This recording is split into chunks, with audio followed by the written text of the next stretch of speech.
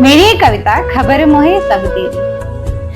Actually आज जो मैं कविता आप सबको सुनाने जा रही हूँ वो एक तरह का गीत है। तो कुछ लाइनें मैंने यहाँ वहां से सुनी तो अपने शब्दों में जोड़कर मैं आप सबको सुनाने जा रही हूँ। और ये प्रसंग है एक्चुअली कृष्ण जी से जुड़ा हुआ। जब कृष्ण जी एक बार अपने मित्रों और गोपियों के सामने जो है कि बड़ी बड़ी बातें कहने लगते हैं, मैं तो ये हूँ, मैं तो वो हूँ। अब ऑब्वियसली वो ईश्वर है तो कहेंगे ही, लेकिन उनके मित्र और गोपी जो है कि खिसियाकर उन्हें कहते कि हमारे सामने बड़े बड़े बोल मत बोलिए, हमें पता है, हमें सारी खबर है आपकी। तो कृष्ण जी फिर उनसे पूछते हैं, अच्छा बताओ क्या खबर है तुम सबको मेरी। तो उन्हें उल्हाना देते हुए उनके मित्र और गोपियां जो कहती हैं वो कुछ इस तरह से है।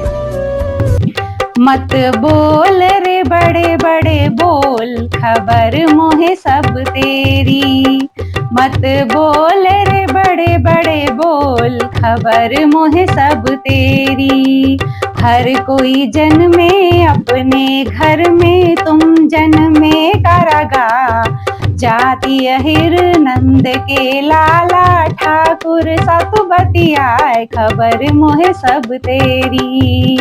एक बाप तेरा जेल में दूजा चराएगा, एक माता तेरी जेल में दूजी बिलोए छाछ। पेट भरे ना तेरा घर में, सबके माखन तू चुराए, खबर मोहे सब तेरी।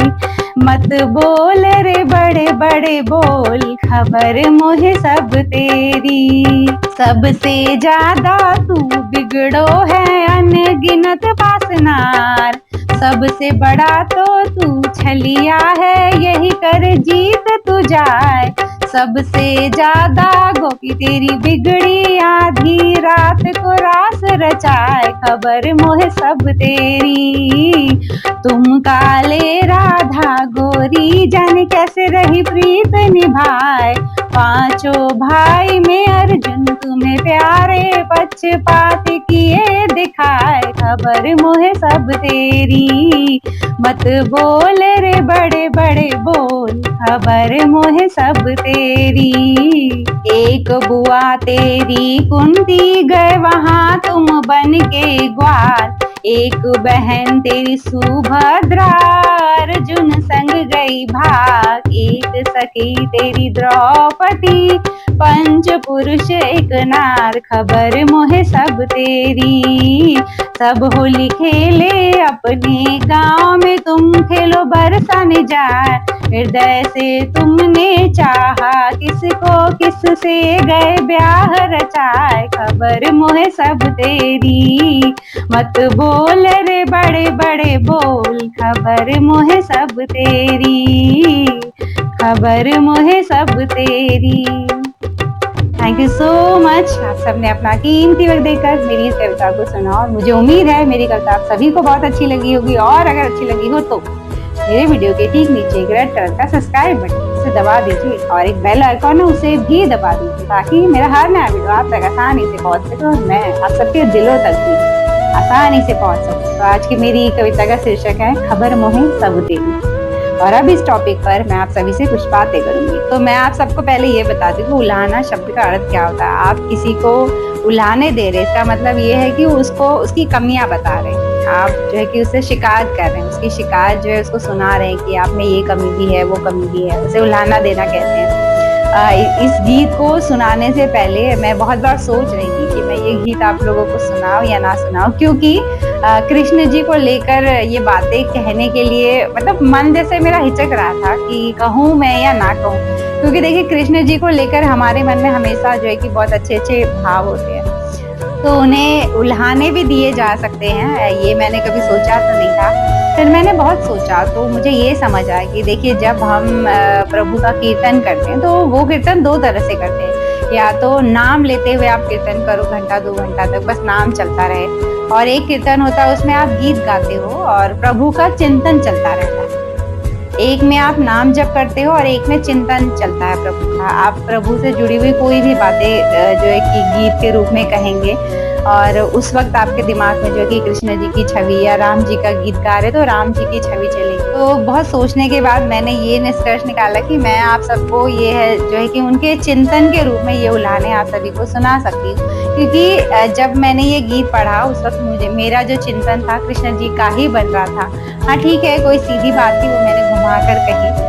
लेकिन चिंतन तो प्रभु का ही चल रहा था। जैसे देखिए राम जी को भी लेकर कितने सारे गीत लिखे गए हैं। गारी तक दी गई है राम जी को जनकपुर के लोगों ने, क्योंकि जब वो सीता जी को ब्याहने जाते हैं तो वहाँ भी जो रस्म होती है, जो रीति थे, जो रिवाज थे कि उनके घर की बेटी ले जा रहे थे राम जी, तो उन पर भी बहुत सारे गीत लिखे गए हैं। और मैं ये आप सभी से आज कहूँगी इस वीडियो के माध्यम से कि देखिए, अगर आपके घर में खुशी का जो है वक्त आए, खुशियाँ अगर आपके घर आए, किसी का जन्मदिन है या फिर शादी ब्याह है, कोई भी ऐसा बड़ा अवसर अगर घर में आता है तो पार्टी मत करिए, केक मत काटिए। जो हमारे पुराने रीति रिवाज थे ना कि हम खुशी में कीर्तन कराया करते थे घर पे, तो वो वापस ले आइए। एक्चुअली कीर्तन कराइए तो सही, फिर देखिए आपके बच्चों में कितना पॉजिटिव उस बात का असर पड़ता है। जब घर में भगवान जी का नाम चलने लगेगा ना, तो अपने आप एक पॉजिटिव एनर्जी आपके घर में, आपके दिमाग में आएगी, आपके विचार शुद्ध होंगे, आपकी भावनाएं शुद्ध होने लगेंगी।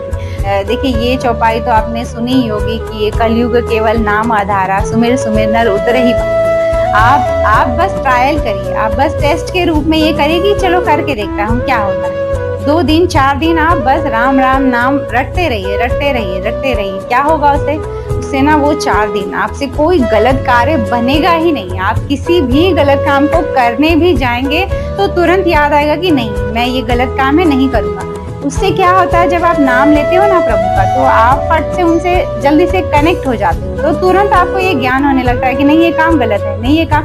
आप अपनी अंतरात्मा की आवाज सुनने लगते हो। आपके जो हृदय में विराजे प्रभु हैं, उनकी आवाज, उनकी जो हमें वो ज्ञान देते रहते हैं ना। ऐसा नहीं है कि हमें इस दुनिया में भेज दिया गया। चलिए मान लीजिए कोई इस दुनिया में आए, उसके माता पिता दोनों ही नहीं है, तो क्या वो जिंदगी अच्छे से नहीं जी पाएगा? बिल्कुल जी पाएगा, क्योंकि देखिए अगर उसने अपने अंतरात्मा की आवाज सुनी तो वो हर कदम पर ये फैसला कर पाएगा कि क्या सही है मेरे लिए और क्या गलत है। हम जीव जब पैदा होते हैं तो बिल्कुल भी ऐसा जरूरी नहीं है कि माँ बाप होंगे तो ही हम जो है कि सही और गलत की समझ कर पाएंगे। अगर माँ बाप ना भी हो, बस आप अपने अंतरात्मा की आवाज को सुनना समझिए। आप जब भी गलत काम करते हो, यहाँ से आती है कुछ आवाज, वो हमें रोकता है कि ये गलत है, नहीं करना। बट हम जब बार बार जो है कि आवाज सुनना बंद कर देते हैं, तो वो बोलते हैं ना कि वो हृदय की जो आवाज है वो कहीं गुम सी हो जाती है, फिर हमें वो आवाज सुनाई नहीं देती। फिर से वो आवाज सुनने के लिए ही कहा गया है इस कलयुग में कि नाम को बोलते रहिए। जितनी बार आप प्रभु का नाम बोलते जाओगे, आप उस ईश्वरीय शक्ति के करीब होते जाओगे और फिर आपसे गलत कार्य बन ही नहीं पाएंगे। आप जो है कि करोगे भी तो ऐसे लगेगा कि मैं क्यों कर रहा हूँ ये, मैं क्यों पाप बढ़ा रहा हूँ। जब आप राम नाम जपोगे तब आपको ये भी एहसास होगा कि अपने पापों को मिटाने के लिए मुझे कितनी मेहनत करनी होती है, तो एक और पाप मैं क्यों खुद पर चढ़ाऊं। तो ऐसी भी बातें मन में आती हैं। इसलिए मैं कहती हूँ कि घर में कीर्तन कराइए, चाहे वो नाम का कराइए या उनके चिंतन होता रहे वो वाला कीर्तन कराइए। लेकिन ये है कि कीर्तन होने से घर में एक अच्छा माहौल जरूर बना रहेगा, एक सात्विक विचार आपके अंदर रहेंगे। आपके बच्चे भी जब देखेंगे आपको पूजा पाठ करते हुए, तो उनका दिमाग भी जो है भ्रमित नहीं होगा, वो भी जो है कि अपने ईश्वर से जुड़ेंगे। आज हमारा समाज जो है कि इतना बुरे से बुरा बनता जा रहा है सिर्फ इसलिए क्योंकि हम ईश्वरीय शक्ति से खुद को बहुत दूर ले जा चुके हैं।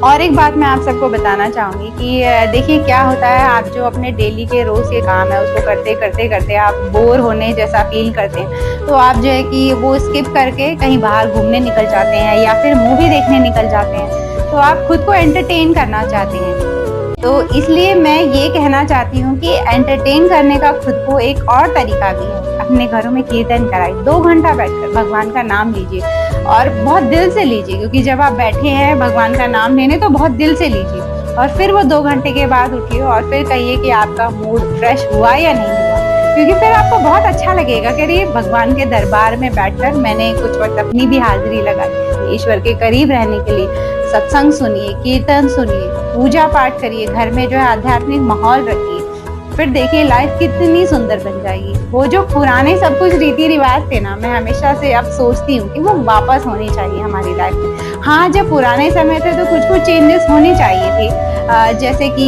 गांव में मैं जब भी जाती थी तो शौच के लिए लोग बाहर जाते थे, तो मुझे हमेशा लगता था ये चेंजेस तो होना चाहिए, घर में ही ये सुविधा है, ये बहुत अच्छी बात है। लेकिन जो पूरा गांव ही जब शहर बन गया तब मुझे लगा अरे ये तो नहीं होना चाहिए, गांव को गांव ही रहने देना चाहिए था।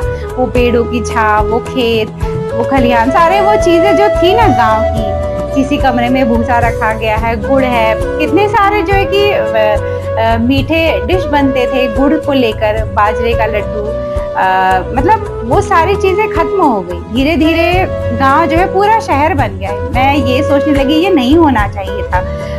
डेवलपमेंट के नाम पे हम सब कुछ भूल गए, पुरानी हर चीजें हमारे हाथ से छूट गई और फिर हम इतने ज्यादा आधुनिक हो गए कि जो है कि भगवान से ही हम दूर हो गए। आप सोच कर देखिए, अध्यात्म बहुत पीछे छूट गया है हम सबका।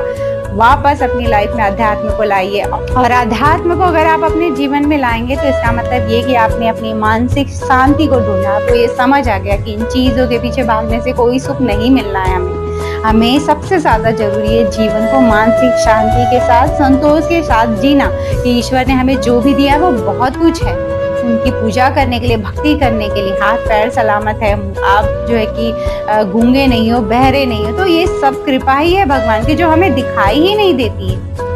उसे देखना आप सीख जाओगे। अगर आप आध्यात्म से जुड़ोगे तो आप समझ आएगा अरे आज पूरा दिन प्रभु ने मेरी देखभाल की, आज कोई एक्सीडेंट नहीं हुआ मेरे साथ, आज जो है कि मेरे सर पर बिजली नहीं गिरी, आज जो है कि मैं एक्सीडेंट में मारा नहीं गया, आज जो है कि मेरे साथ कुछ बुरा नहीं हुआ। तब आपको समझ आएगा कि पूरे दिन आप सही सलामत फिर बिस्तर पर सो जा रहे हैं, इसका मतलब भगवान के पूरे दिन आप पर बहुत कृपा अपनी बरसाई।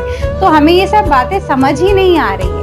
हम हर दिन ऐसे जिए जा रहे हैं जैसे कि ना हमारी जो कि जीवन को हम अपनी बपौती समझ कर ले आए हैं कि भाई ये तो मेरी धरोहर है, जिंदगी जितनी मिली है जीनी है। ऐसा नहीं है। बदलिए अपनी सोच को और वापस जुड़िए अपने ईश्वर से, अपने इष्ट को बुलाइए। घरों में पूजा पाठ का माहौल रखिए। बहुत हुई पार्टी, बहुत हुआ शराब, बहुत हुआ नाच गाना और बहुत हुआ खुद को मॉडर्न बनाना। अब थोड़ा सा वक्त है, संभल जाइए और फिर से जो है कि पहले जो चलता था वो सब वापस दोहराइए।